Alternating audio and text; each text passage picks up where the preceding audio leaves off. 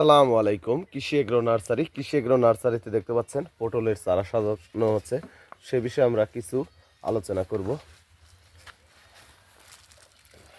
এই যে আমাদের চারাগুলি দেখতে পাচ্ছেন ক্যারেট হচ্ছে।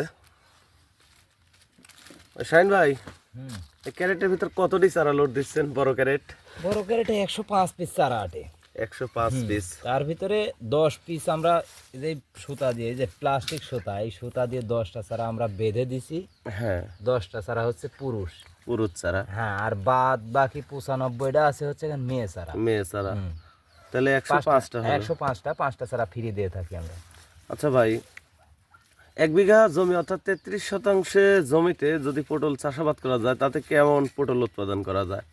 আপনার পটল আল্লাহ দিলে খারাপ হয় না, ভালোই হয়। আপনার হচ্ছে ফলন যায় হচ্ছে যান আপনার 1 বিঘা জমিতেও আপনি 16 মণ 17 মণ 1 সপ্তাহ পর পর, মানে 7 দিন পর পর তুলতে পারবেন। 7 দিন পর পর তোলা যাবে।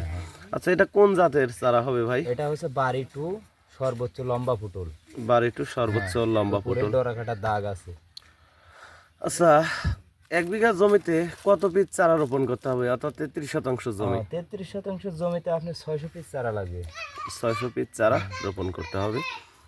100, হ্যাঁ 600 পিস চারা লাগবে। তো ভিউয়ার্স, আমরা আমরা লতা থেকে যে চারা তৈরি করেছি দেখতে পাচ্ছেন। আমাদের চারার সাইজগুলি দেখেন তো।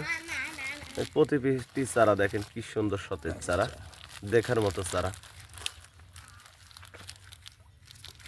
প্রতি পিস চারার মূল্য কত করে ভাই? চারা মূল্য প্রতি পিস একটা করে 10 টাকা। 10 টাকা করে বিক্রি করা হয়। তো ভিউয়ার্স, আপনারা যদি পটল চাষাবাদ করতে চান তাহলে আমাদের সাথে যোগাযোগ করতে পারেন। আমরা নিয়মিত বাংলাদেশের প্রতিটি জেলায় সেল দিয়ে থাকি। ভালো থাকবেন, সুস্থ থাকবেন। আসসালামু আলাইকুম।